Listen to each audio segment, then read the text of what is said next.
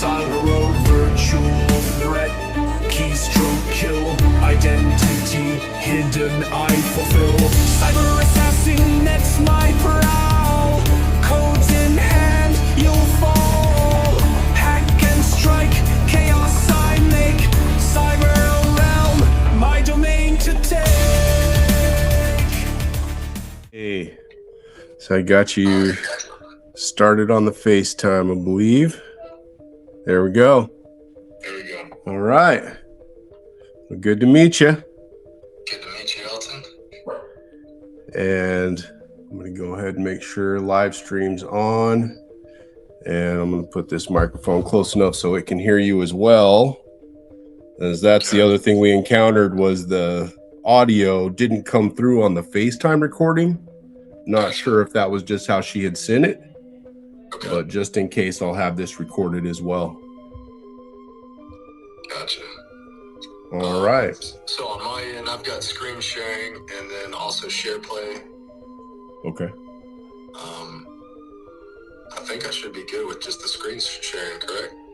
Yeah, that's all I need on your side is to be able to send me that video at the end, and we'll be able to upload that and put the two side by side and put it up as a presentable video. Okay. All right. Awesome. So yeah, I'll let you open up with the aspect of how you got involved in this, I want to call it a spiritual and almost medical healing journey. Yeah, for sure. So back in 2024, I was on the verge of getting a divorce, separated from my family, living outside of the house. Had a studio apartment. At that point, I was pretty much, I guess you could say, rock bottom as far as my relationship with my wife was concerned. And I had tried a lot of things in the past. I've been to marriage counseling, and we did that for a couple of years. Even went to church, did Bible studies, did Bible studies for married couples, did a number of things. Was on antidepressants as well for a period of time because I was just really emotionally suppressed and couldn't establish any type of connection with my wife. And I think a lot of that can be attributed to my past and also being in the military for over a decade, which really compounded my inability to, connect with my wife. So at that time, I was working with a former teammate, and he had mentioned something about Ibogaine and how it had saved his marriage. And at that point, I was down to try anything. And so I applied to the treatment. I went down to Tijuana. The facility was called Ambio Life Sciences. I did the Ibogaine treatment. And then the following day, 2 days after that, I did 5-MeO DMT synthetic. My whole intention for going was for my marriage. That was my intention. Mm-hmm. That was it. And so over the course of the year afterward, I was able to move back into my home and reestablish my connection with my wife. And, we've been better than we've ever have been. We've been married for 8 years plus. And I think this past year has been probably some of the best times we've had in our relationship. And that spurs me to ask, aside from the substance, mm-hmm. What do you feel that did inside of you yourself, psyche-wise, that made you more susceptible to be a better partner?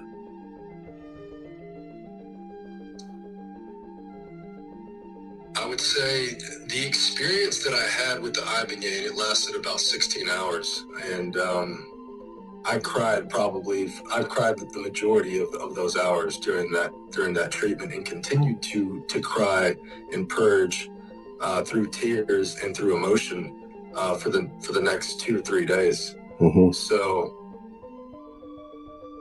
to me, it helped me just release a lot of pent up emotions that I just had been holding inside for who knows how long.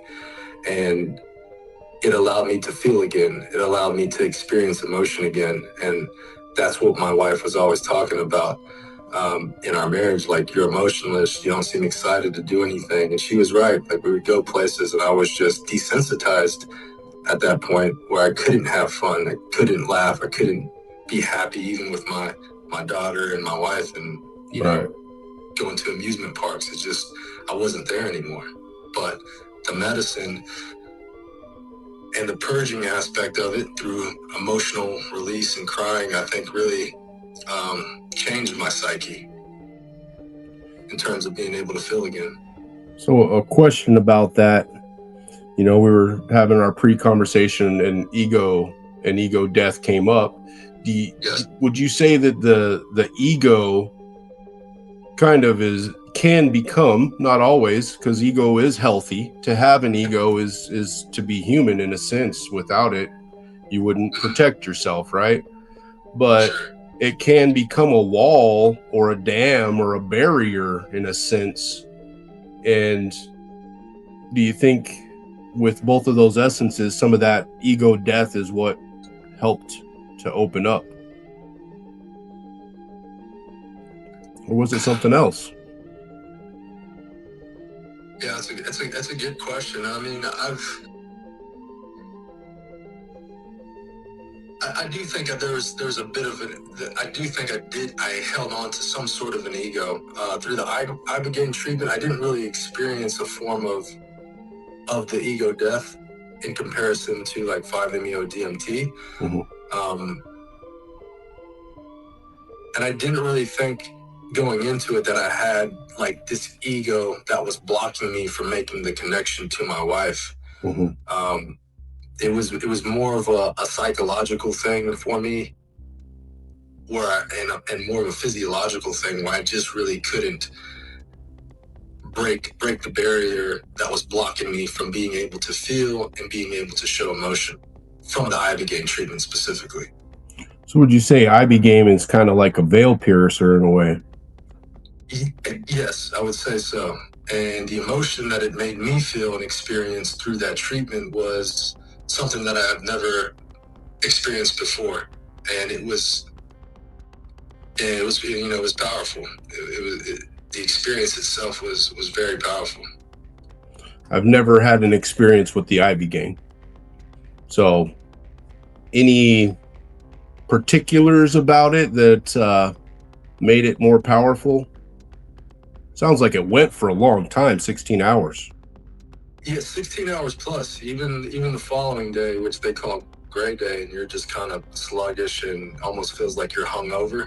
Mm-hmm. You can still see visions. So some people see visions, some people don't see visions.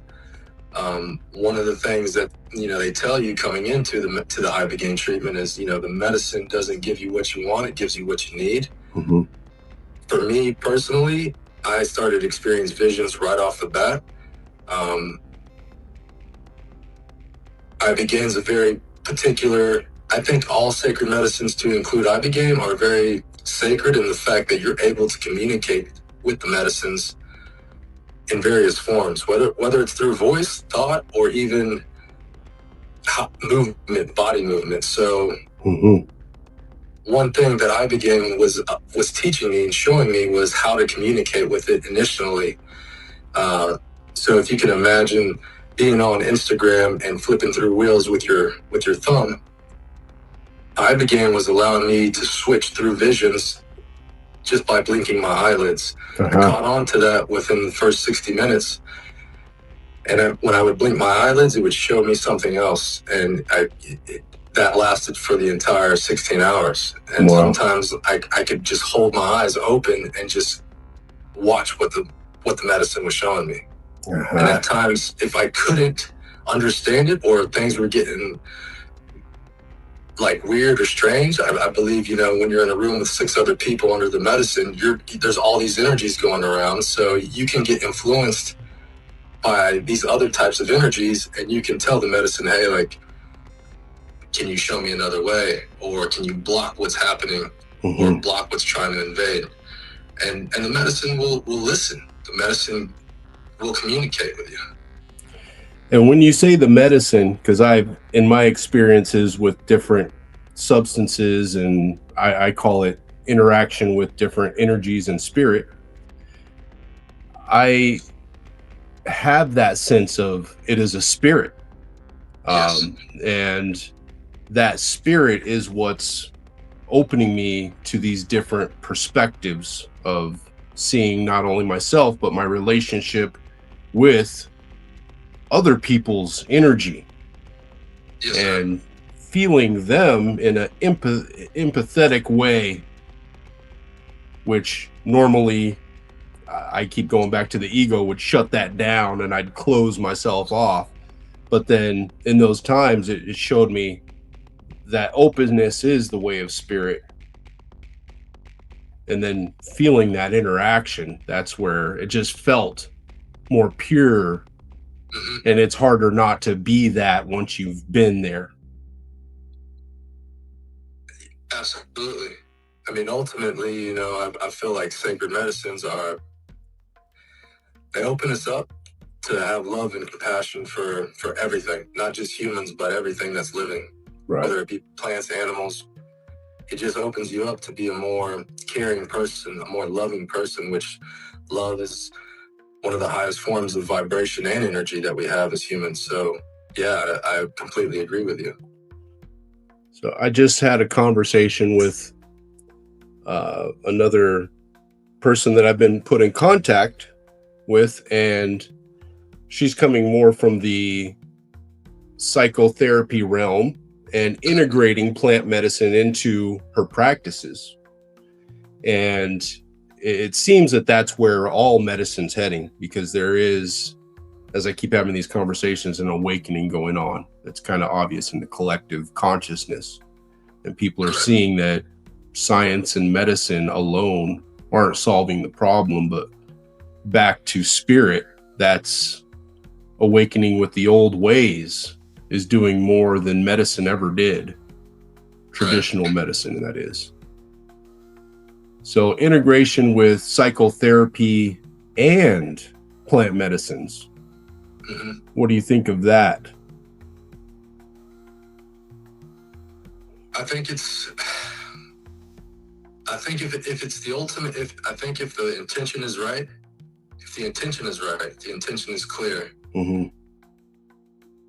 then yeah, I'm fully supportive of anybody trying to use or incorporate or integrate plant medicine into helping someone heal and be a better person at the end of the day. Mm-hmm. And not just be a better person, but a person that can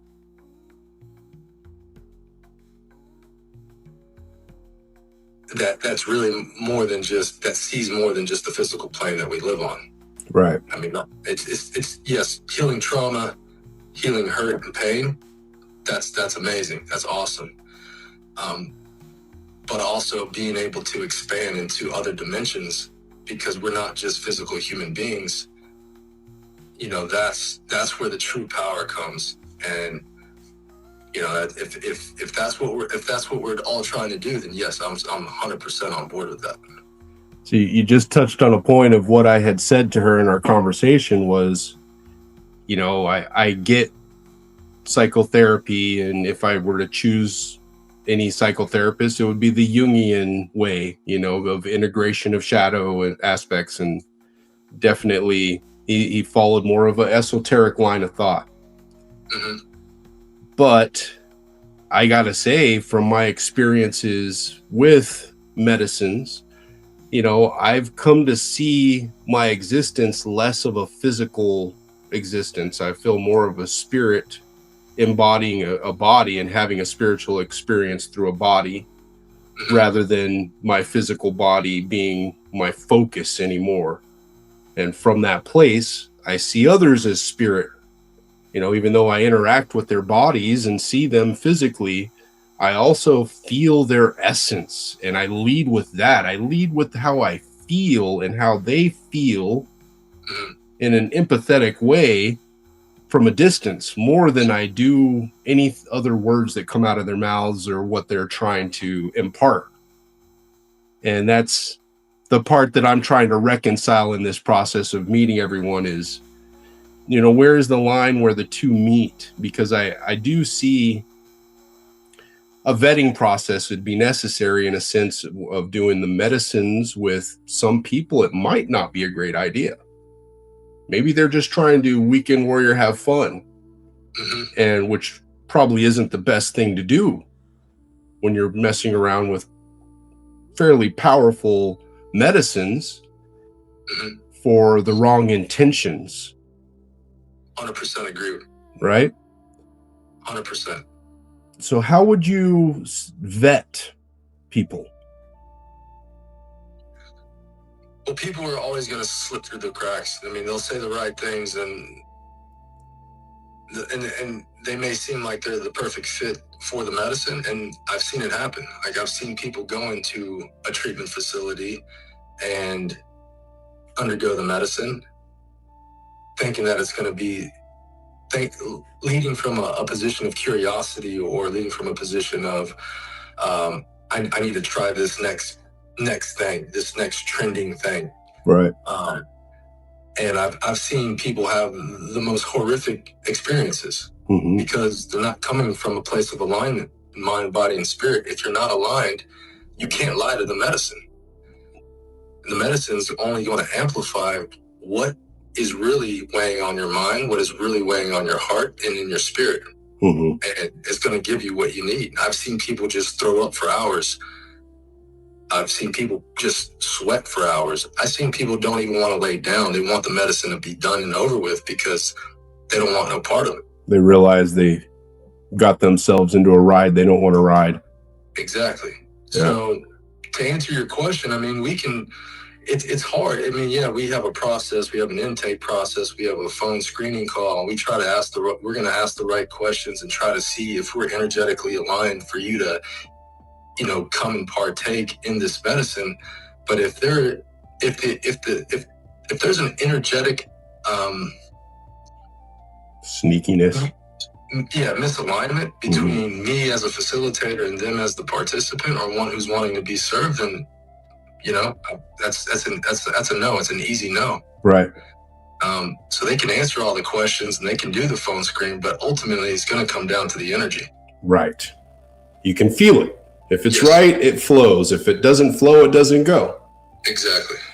And that's something that I kept coming to is, I see the importance of, having, people with their practice studies of psychology and their obvious years of treatment being an important part of vetting. But I almost want to say there's an equal measure of experience with the substances that they're dealing with. Like, if they haven't done it and they don't have that spiritual connection with what it is they're prescribing, right, there's a part of me that says, if you don't know, then how can you show someone the way, if you've never been there, or sure, you don't know if it's good for someone if you can't tell what's in their heart.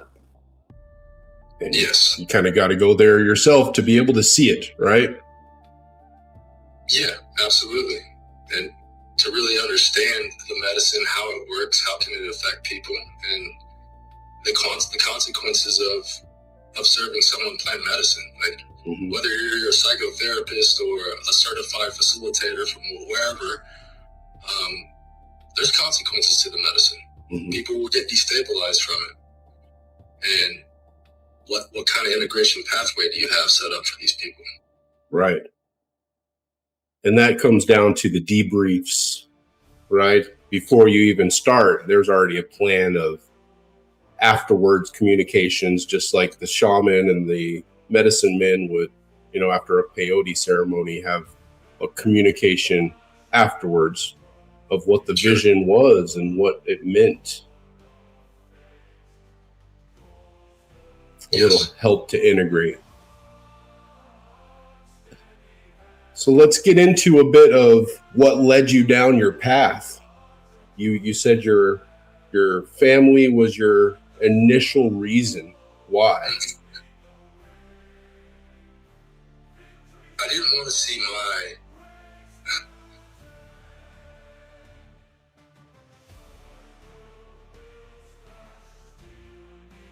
I didn't want to see my daughter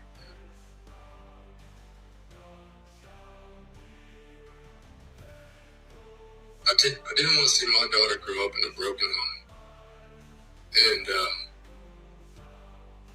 have another man like raise her, be a part of her upbringing, and I also very much loved my wife and wanted to show her love and affection, the type that she deserved and that she was missing out on, and that I knew I could give her. Just didn't know how. So yeah, I mean, part of it, a lot of it was my marriage, but I wanted to keep my family together. Mm-hmm. And that was all that was on my mind. There was nothing else. When I was asked, when I got to Tijuana, and Brianna, one of the founders of Ambio, asked me, like, why are you here? I just simply said my marriage. That's it. So that was it. Yeah. I think there's a misconception in Western society that tribal society had a pretty good hold on of the integrated male persona. Our Western society is very emotion shunning, right? We're not allowed, especially as men, to show our emotion a lot of times is not okay. But then I do see this aspect of an awakening in that sense in these last few years of it being more and more accepted, because more men like you, like me, who are professionals in fields where we're looked up upon as definite, we know what we're doing and what we do, and we're looked up to by younger men. They respect us just naturally.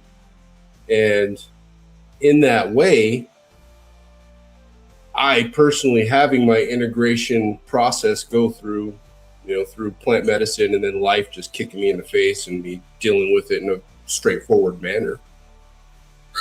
I've not shunned my emotion. When I felt, sad, I'd express it, and a lot of times people will look at you weird, but then when they see you do it, they feel okay to do it too. Yeah. And that's a powerful aspect, I think, of the plant medicine and old school warrior society way of being okay with being in your emotions. Sure. And not hiding it. I think that's a huge part of our society these days, is being expected to be robotic. Yeah. And especially in the military, being vulnerable and emotional is not really part of the process there. But like you said, it's important to experience and express the emotions that we feel on a day-to-day basis, whether it's sadness, happiness, joyfulness, anger, frustration. Plant medicine helps us. I think, for me at least, plant medicine has helped me just, okay, I'm in this emotion. It's okay to express this emotion. And it helps me better manage that emotion.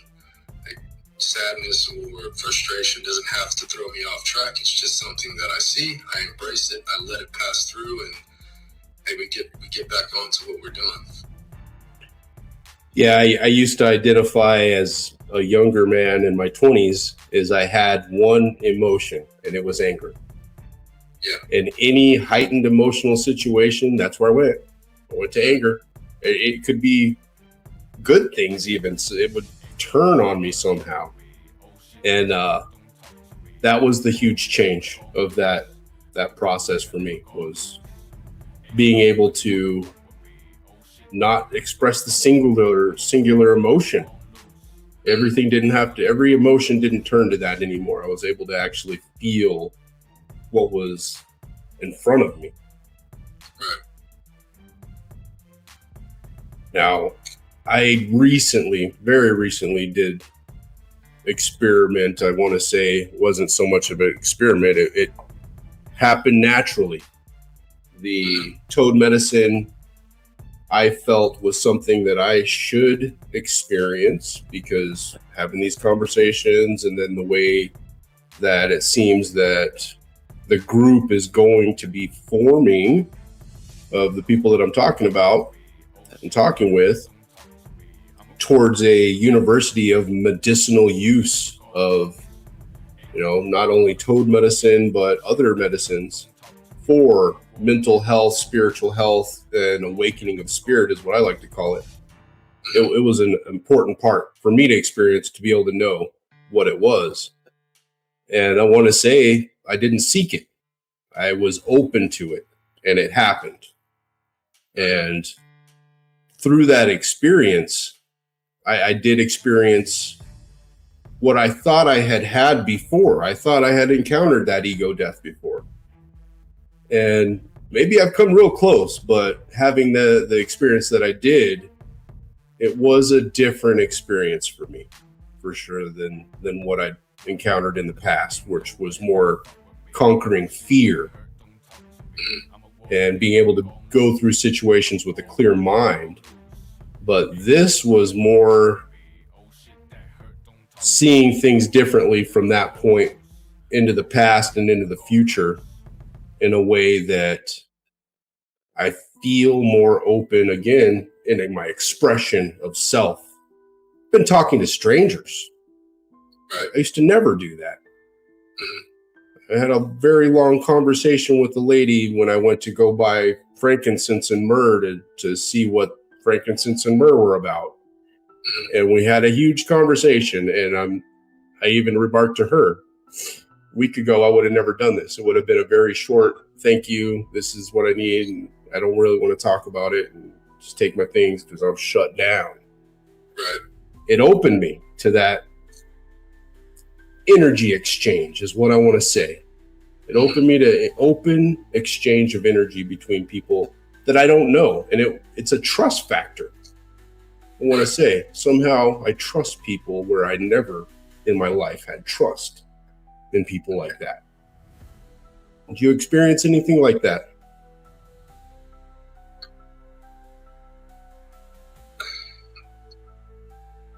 Yes. I mean, you've probably experienced, you walk into a room where you're talking to somebody and just the energy either feels right or it doesn't feel right. Mm-hmm. Either you want to get out of there or you want to continue and have a longer conversation like you just did. Mm-hmm. Oftentimes for me, it's hard to describe, but it's just a feeling, it's just an emotion, and a lot of the times, and I think maybe this could resonate and you could relate to it. Like in the past, that was just kind of, I was inattentive to the emotion that I was feeling. Mm-hmm. I was more on logic. I was more on strategy. I was more on, X, Y, Z. This is how you get from point A to point B. Like there was no emotion involved in it. It was all logic. And now with the medicine, the emotion is much more present in my life. And yes, we still need, we still need the logic as well, and some strategy, but, combining both of those energies, like on a relationship basis, like we can have long-term relationships. Now that's what I'm looking forward to is connecting to people and being open, and me being open to that, establish the connection that I have with you. Right. And the people that have led me to you. Like, I don't think this is a coincidence. I think it's a synchronicity of the medicine. Yeah. So, yeah, absolutely. Yeah, that's the wild thing, is being open to the now. Mm-hmm. That's what it opened me as well, is I kept going forth and back on the whole aspect of staying in the future and the past, constantly dwelling on the past and planning for the future while I'm in the moment and not paying attention to what was going on right now. Even when I was in the opportunity of the now, I'm thinking about, well, what's it going to be, or measuring it against something in the past and not being present. Right. And that's even a better way of putting it, is the change is I feel present. Right. I really do. That's good. Yeah. So I'm thinking that's part of the aspect of what it gives to people. And, I want to bring that up because, as our first conversation is about, the people who would benefit the most from this type of treatment and the the community that I felt automatically when I started along this path was the veteran community. People who have been through traumatic events and, are coming from spaces where it is not a manly thing or a okay thing to be emotional about, and to get that openness is probably the most freeing thing that could happen. Yes. And, like we've mentioned before, that veterans really just shut off service members, active duty, they just really just turn off their ability to be emotional or vulnerable or say what's on their mind for fear of whatever reason. It's just you take the orders, you do what you're told, and that's it.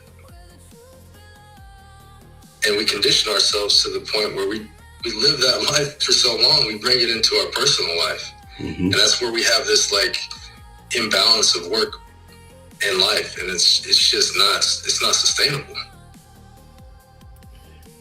I guess the line would be active duty versus decommissioned. Like, if you're not in anymore, mm-hmm. I see where it's a big benefit, but if you have to go back into the line of duty, mm-hmm.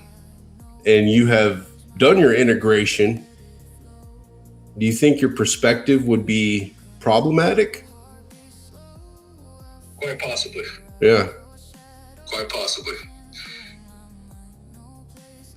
Yeah, that brings up a strange point, because, thank you for your service. We do need our warriors. That's yes. Just a fact of life in all civilization throughout the dawn of man. Warriors are a necessary part of society. And yes. I do want to also say that would be a pushback point from the military themselves, I'm sure of, you broke my dude. Right. But people first, are we not? That's the hard part. That's the part is you got to be who you got to be when you got to be that. Mm-hmm. But then, is there an integration point where you can be both? I mean, that's a great question. I mean, I think that leads a lot into pre-integration work. Mm-hmm. Hey, listen, these are some of the side effects that you could experience. Mm-hmm. You go and you try this, you may get destabilized from 20 years of a belief system that you held to be true, whether it's some part of a religion, denomination, or your belief in politics, government, warfare, geopolitics. Those may just all of a sudden be useless to you, mm-hmm. or trash. Yeah. And that's a big point that needs to be made prior to anybody being served medicine. Right. These are the consequences. These are the side effects. This can happen. And what we do is integrate, is continue to integrate in mm-hmm. order to bring you back down and get you through everything that you're trying to clarify from the medicine. So I see what you're saying, and that's a very challenging proposition. I bring it up because it did come up in my mind, as a dualistic thinker. I definitely always like to play the devil advocate a little bit here and there. Not to say that it is, but I do see that aspect of importance of duality. And for sure. I see that aspect as a big part of plant medicine and integration is, learning to balance that, because I do want to say that a lot of holistic medicines and, the groups and stuff do tend to have a large bend towards just positive, light. But it's something that I've known from a very young age. yeah, you got to balance. I mean, if you can't deal with the dark, you can't truly heal. Right. You know, that's part of the mess, is rolling in the mud too. Mm-hmm. Right? Yes. So that's the part where I do see the psychologists having their part to play. Like I just had a conversation with a lady who's a heavy on the psychology side. She has a practice where she serves ketamine and other medicines and is looking into doing research. So that's another integration of these groups of people where, you know, she's at some point going to be in on retreats, doing studies, and then also writing courses, because she's into the course writing parts and stuff and the chemistry. But then I see where that also falls into vetting and helping out with that aspect of preservation of purpose, right? Because I see those breaks sometimes as swinging back too far the other way every once in a while. You're like, this is completely wrong. And then you have enough time to think, and it's like, well, it was 50% wrong. You know, part of it was still necessary, right? Because as much as we like to be peaceable, you still got to have that dog in you, right? Yeah. Yeah. Not to say it would completely change soldiers,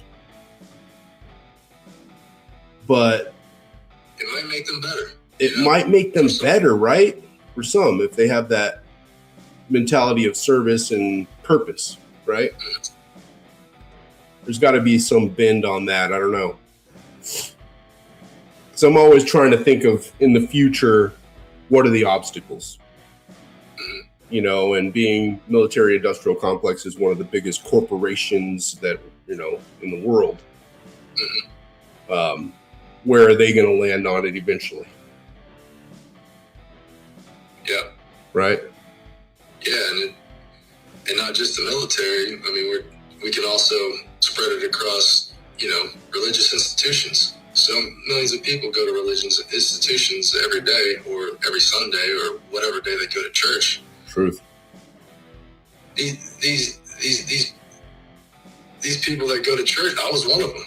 Right. And that was part of my destabilization. I grew up in the Catholic Church, did Holy Communion, got my, you know, all catechism classes, got confirmed Catholic.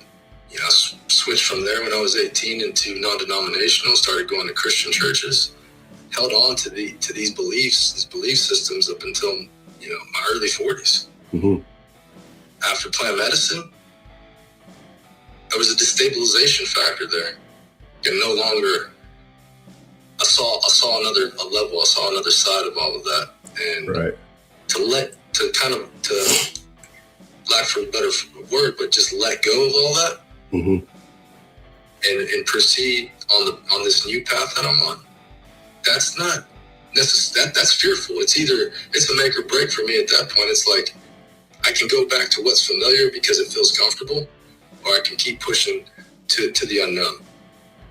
Right. And that's what I decided to do. And that was one of the destabilizers I experienced. Uh-huh.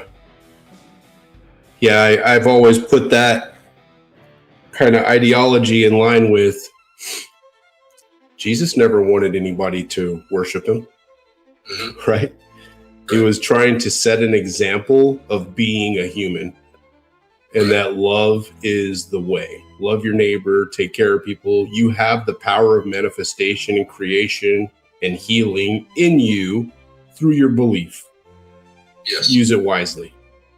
And we took it to deification, just like he said, don't worship idols and stuff through Moses, is what God was saying. You know, don't idol worship. And then they turned Jesus into an idol, where he was an example, right? This is how you do it. Yes. So do you still maintain your faith? Yes, but I think my faith has really expanded and become more expansive because, like you said, I mean, Jesus and a lot of the other prophets, Buddha, Gandhi, Vishnu, yeah, all of them. Yeah, I don't like to just pick phrases out of the Bible, but I mean, Jesus says the kingdom of heaven is within you. So, it's not outside of us. Like, everything that we want and desire is not outside of us, and there's nothing outside of us that's going to make us greater. If we can focus within, turn our attention and focus within, and be with ourselves, we can feel the energy and the power that we have and reclaim our sovereignty. Now, this is something that I didn't follow or adhere to prior to the medicine. This is something that just started to reveal itself through the integration, because I didn't experience this way of thinking in the medicine itself. This came through, meditation, journaling, walking, sitting with myself. And now this is where I'm at. Right. And it's a powerful thing. And this type of behavior, this type of living as a sovereign being will break churches, will break religions. Yep. And religion doesn't want that. No, there's no money in it. Exactly. There's no money in it. And that's where I brought up that point before about awakening the spirit being, that we are spirit embodied, but we are spirit first. And that is the everlasting part of us, is that spirit essence. And once you know that and you're experiencing life from that spirit, I think that's where you start to notice these different perspectives of being a human. Yeah, it's mind opening, it's mind altering. Absolutely. For sure. Yeah. So these groups, are you part of any other groups that you have the open conversations with?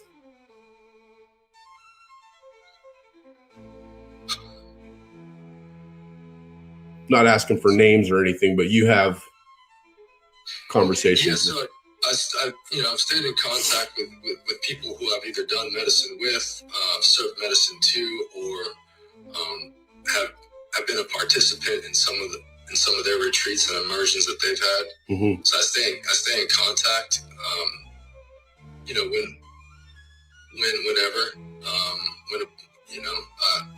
I try to stay close to the people that I'm aligned with energetically. Mm-hmm. And we share the same vision, because it's a collective thing, right? Like, we're all in this together. It's not just me. There's a lot of people who see what I see and are on the same path. Yep.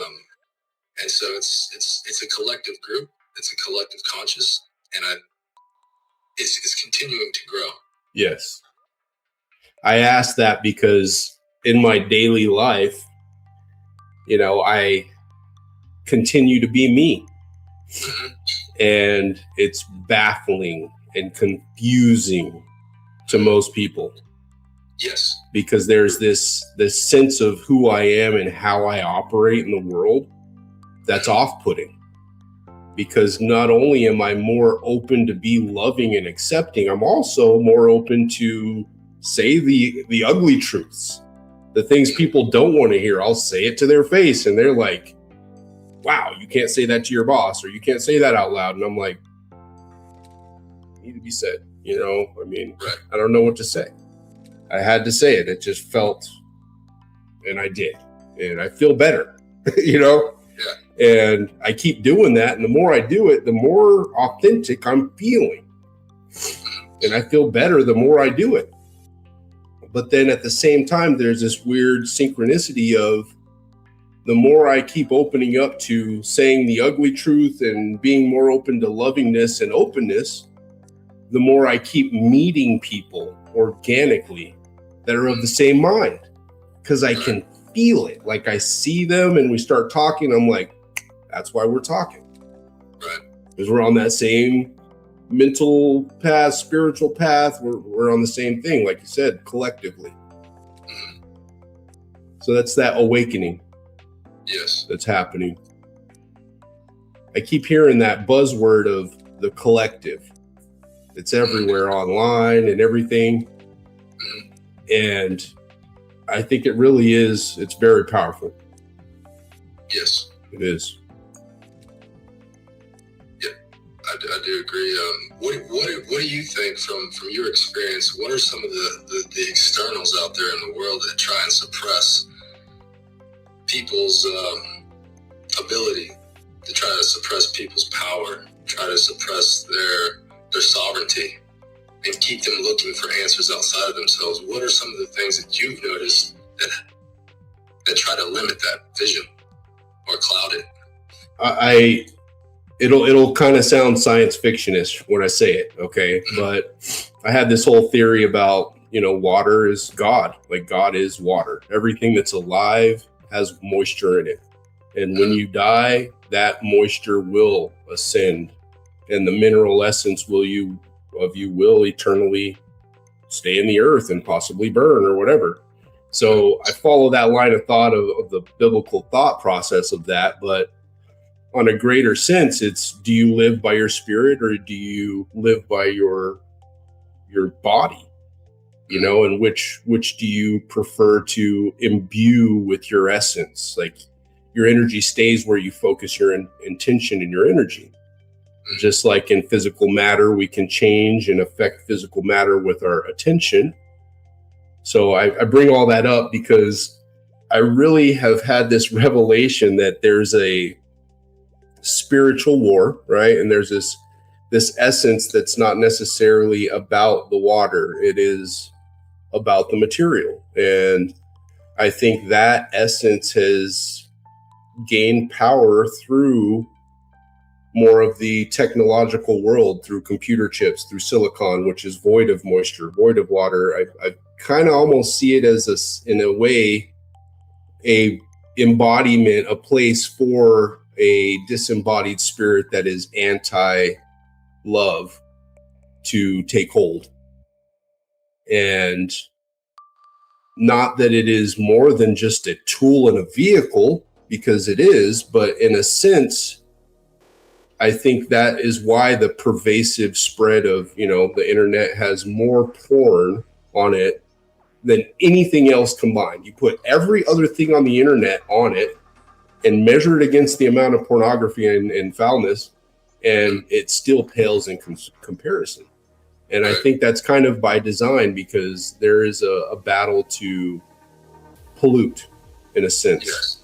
And that driving force to pollute our spirits is, I think, the main battlefield is through the mind, through technology, and through culture that it's forming and pushing in these things. I think it is a disembodied spirit that finds its way through false culture and, pervasive technology to sway us away from our spirits and make us very base, very materialistic about our clothes, about our physical body, about sex, about these things as our main focus, so that we're not spirit focused. We're unaware of it. And, dreams. I used to smoke a lot of weed. I quit because I realized I wasn't dreaming. It used to be very important to me as a teenager. I had a large part of my life was practicing my capability of lucid dreaming and flying in my dreams. And it was a big part of my life. What happened in my dreams and being a part, living in my dream world was almost more important to me than living in this world. And I had lost that. And one day I realized it was because of weed. And when I quit, I started dreaming again.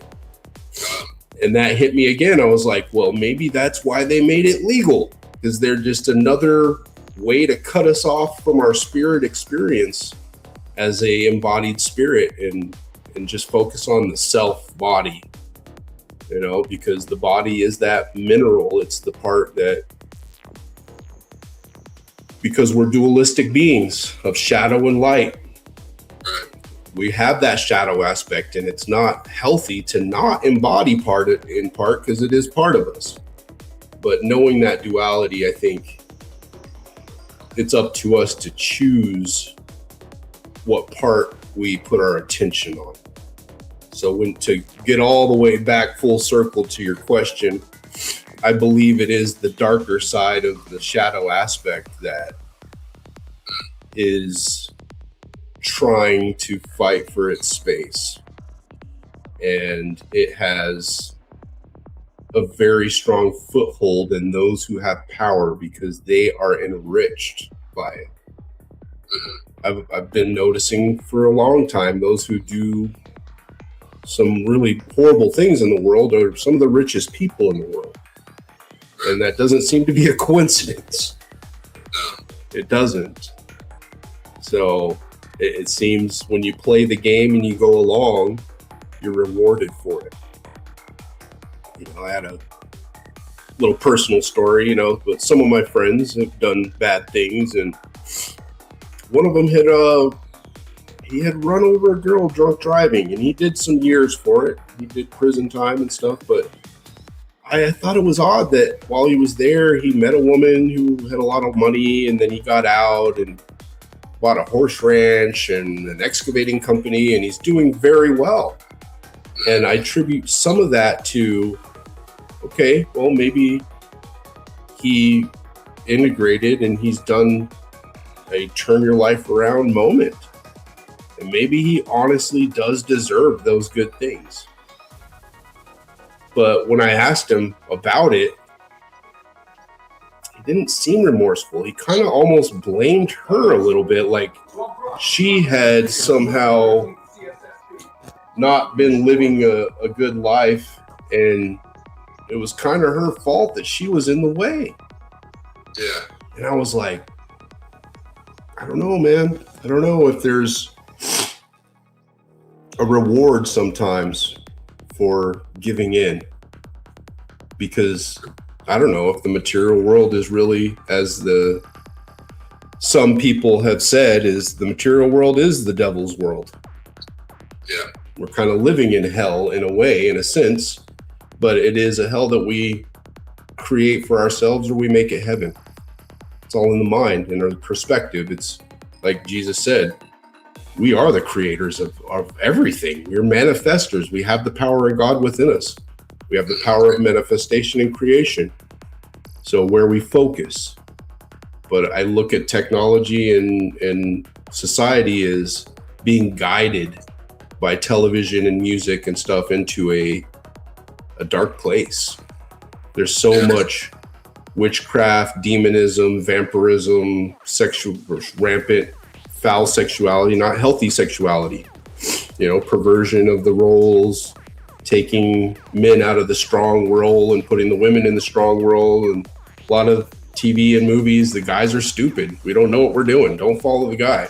The woman knows the better way. Hey, a lot of times, even in old society, the women did call the ball in the tribal realm, you know? In a lot of tribes they did, because they have a better social sense.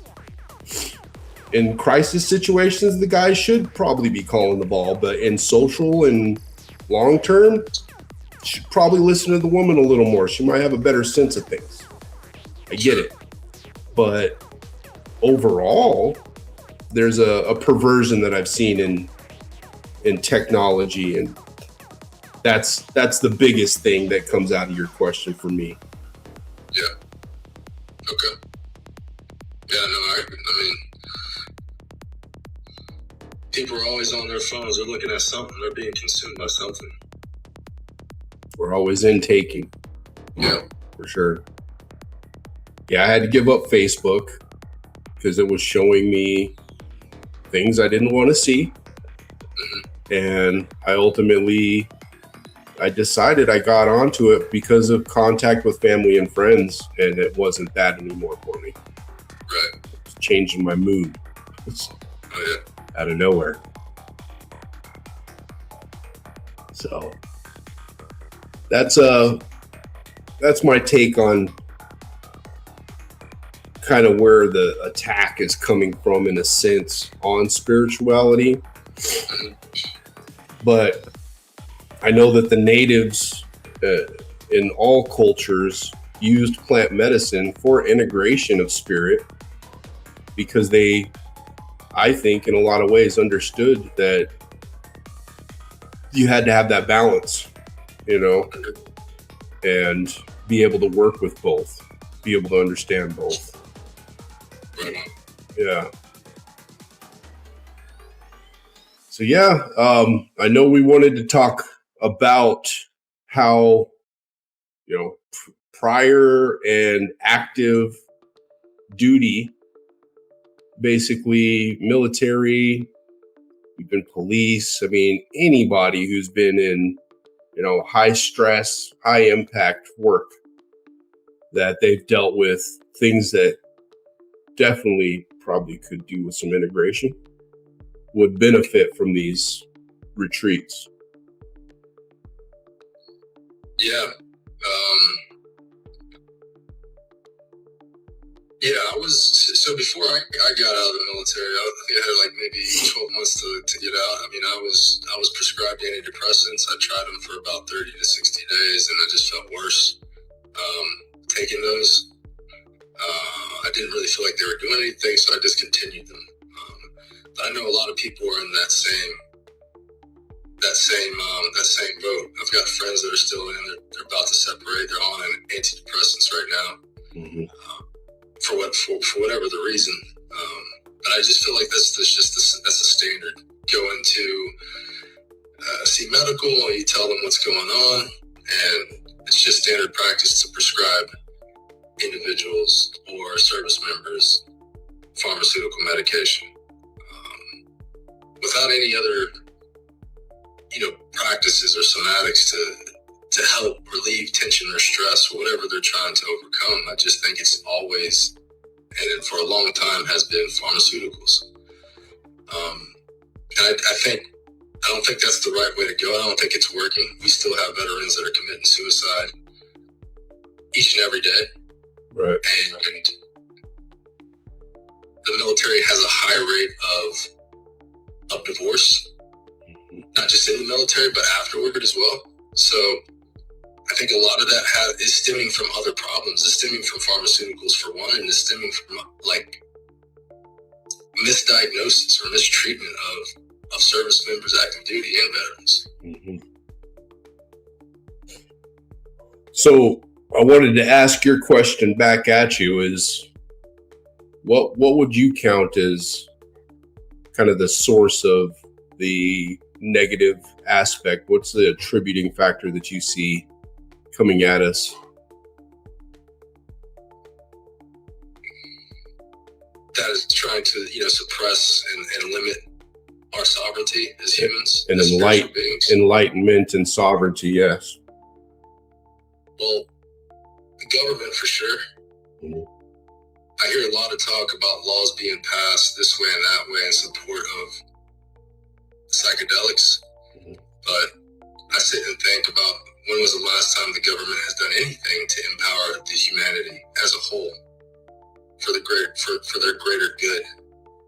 And I'm very skeptical of states and government legalizing psychedelic uses to enhance and empower individuals on a mass basis.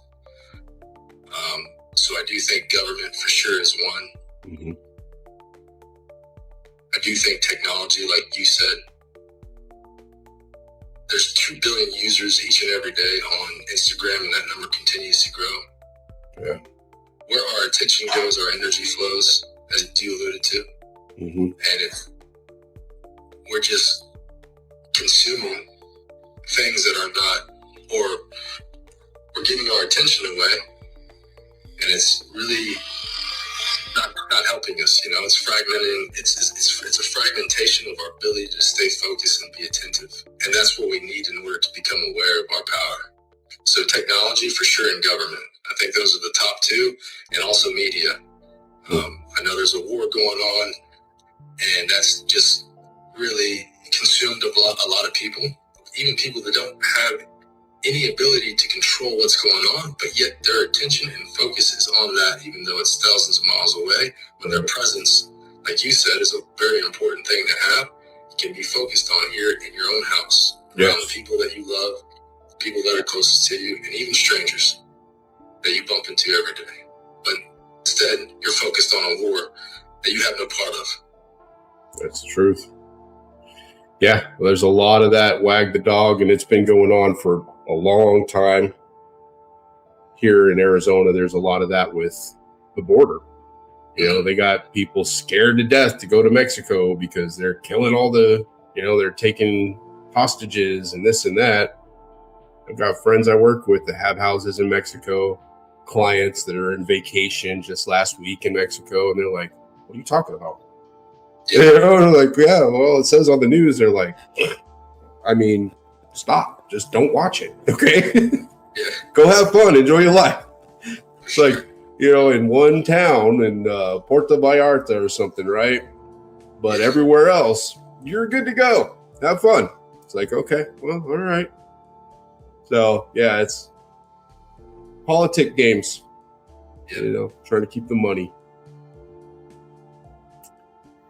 Well, man, anything else you want to bring up? No, I appreciate your time. I appreciate your energy and the mission that you're on. It's good to meet people like you and talk with you about these things, because we continue to raise the awareness and continue to vibrate this energy, this good energy, this energy of transformation and expansion. So, yeah, thank you. I appreciate it. Absolutely. Appreciate you taking the time, and definitely appreciate your perspective. Absolutely. It's definitely much needed for people to hear. For sure. Likewise. All right.